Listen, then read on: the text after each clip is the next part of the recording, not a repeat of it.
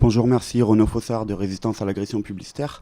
Dans la même veine que la personne là-bas, plusieurs personnes ont mentionné la dimension symbolique en fait de l'acte de consommation, tout ce qui est obsolescence perçue ou d'évolution et qui est un peu dans l'angle mort de la loi de transition énergétique.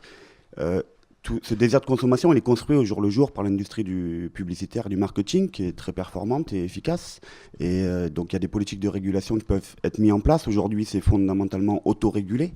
Est-ce qu'il y a du côté du gouvernement ou au niveau européen une vision sur l'aspect, donc pas technique, mais sur la création du désir de consommation? Merci.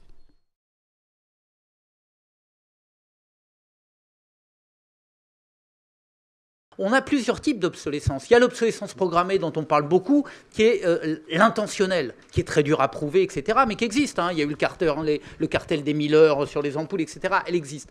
Mais elle est, je dirais, presque marginale. En revanche, il y a l'obsolescence qui est liée directement au phénomène de mode et de publicité, qui fait que quand vous êtes maintenant dans une cour d'école, si vous n'avez pas les dernières chaussures à la mode, vous passez pour un ringard, un pauvre, un crétin, un minable, etc., etc.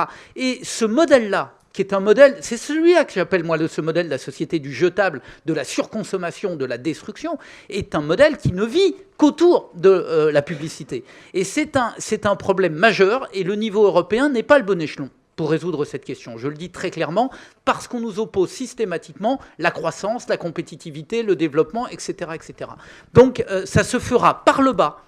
Et ça se fera, mais ça se fera par le bas, par les organisations de consommateurs, par les citoyens, par les Amis de la Terre, par toutes les ONG, par HOP et tous ceux qui se battent. Donc si vous lâchez cette lutte-là, entre guillemets, nous on n'a aucune chance d'y arriver politiquement, on n'y arrivera jamais. Voilà, c'est simple, ça n'est pas possible, il faut qu'il y ait une pression citoyenne extrêmement forte autour de ces questions-là.